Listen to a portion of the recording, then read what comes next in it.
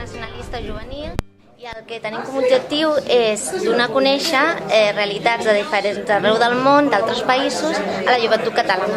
Llavors, per fer això, tenim diferents eines. Una d'elles són activitats, cinefòrums o festes, com la d'avui, que fem aquí a Catalunya.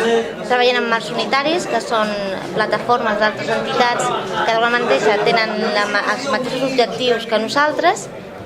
I la nostra activitat estrella, que són les brigades internacionalistes de solidaritat, que consisteixen en grups de joves que viatgen a aquests països a veure com viuen, a aprendre, i que una vegada tornen expliquen a la resta de joves com s'ho fan.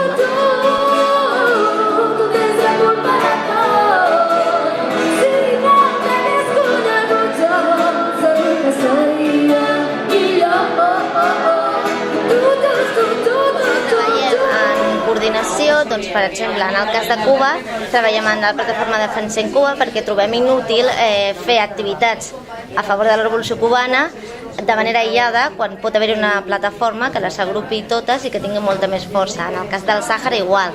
Treballem amb organitzacions com a CAPS, que és la d'Amics del Poble Saharaui, justament perquè creiem que la unió fa la força i el que fem és treballar en equip, d'alguna manera.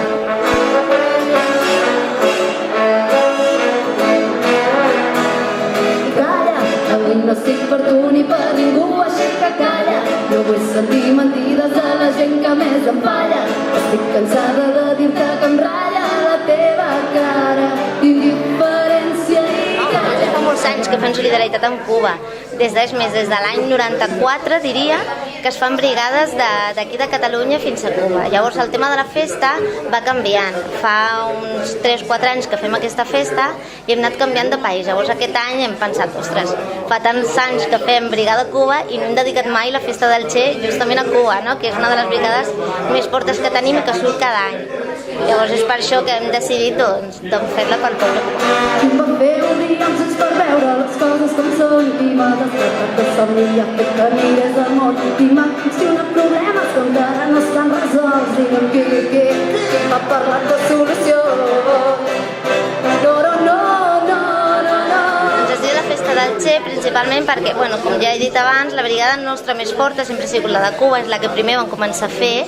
Llavors ens considerem una entitat pro-revolució i creiem que el Che és justament una figura d'aquesta revolució i és per això que vam pensar que era un bon nom, no?, per anomenar aquesta festa, que és la central del moviment de brigades.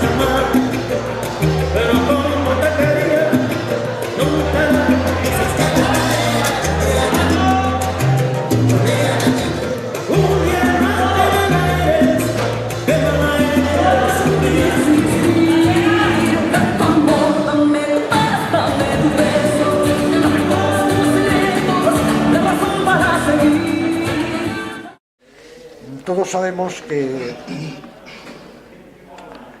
uno de los procesos que tiene el sistema para controlar voluntades y mentalidades tiene que ver con los medios de comunicación social.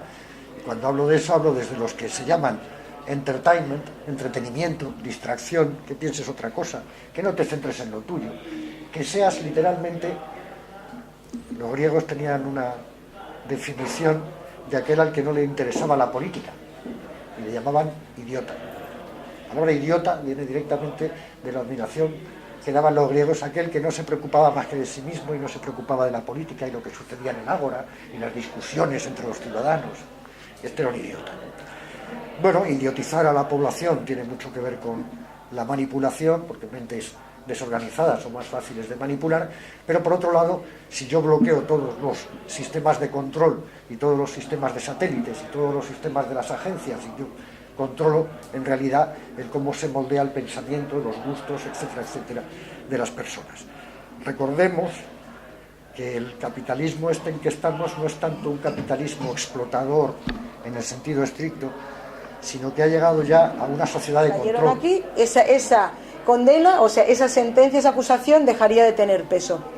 Ahí están todas esas asociaciones de la sociedad civil que están colaborando con los comités, tanto nacional como internacional, y que ahí lo que estamos hablando es de la solidaridad internacional, que es la vía que puede sacar a los 5 de las cárceles.